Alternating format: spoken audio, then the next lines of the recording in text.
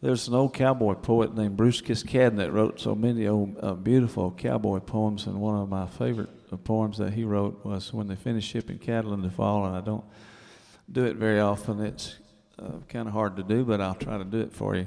Bruce Kiskadden lived through that period between 1865 and 1885, which was the heyday of the cowboys in the United States, and he went to Los Angeles and got a job as a bellhop after he quit cowboying. He got to where he couldn't cowboy anymore.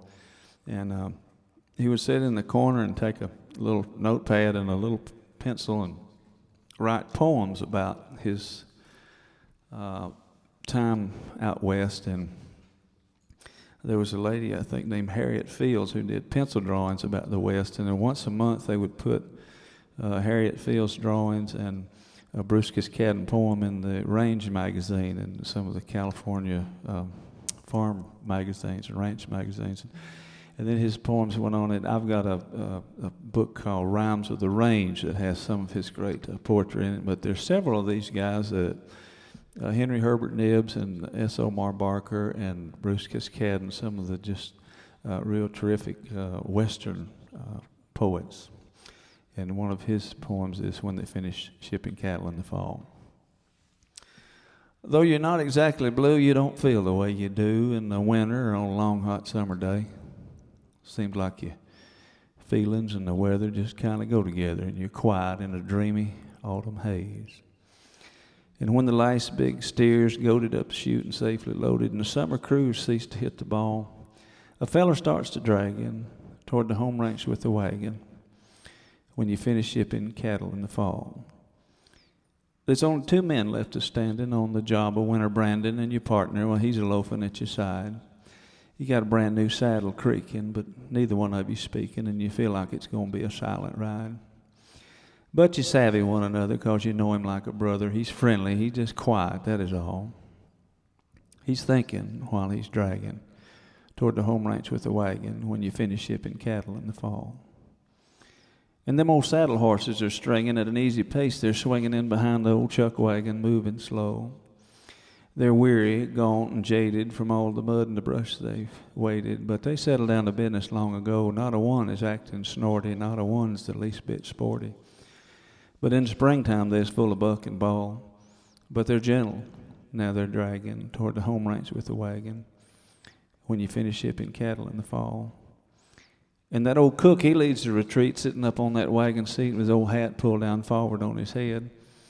He used to make that old team hustle. Now he hardly moves a muscle, and a feller might imagine that he is dead, but his old cob pipes are smoking. He just lets the team go poking, just a hitting every hump and holler in the road. No, he hadn't been a drinking. He just sitting there thinking about some places and some people that he's known. With his little puffs gently sailing and the clouds gently trailing like a big mirage of lakes and timbers tall toward the home ranch with the wagon when you finish shipping cattle in the fall. And when you make your camp that night, though the fires are burning bright, yet no one really had a lot to say. In the springtime you sung and hollered, and now you get your supper swallowed and you crawl between the blankets right away, and you lay there underneath the stars just shining with that soft blue velvet lining, and you sniff the frosty night air so clear and cool. And then your memory starts a-shifting. The old night horse starts drifting like to the little village where you went to school with those narrow gravel streets and the kids you used to meet and the common where you used to play baseball. But you're far away and dragging toward the home ranch with the wagon when you finish shipping cattle in the fall. And there's that old schoolboy sweetheart, too, with those eyes of honest blue. The number one performer at the hometown talent show. Well, you was nothing but a kid, but you liked her, sure you did, and Lord, that must have been over 30 years ago.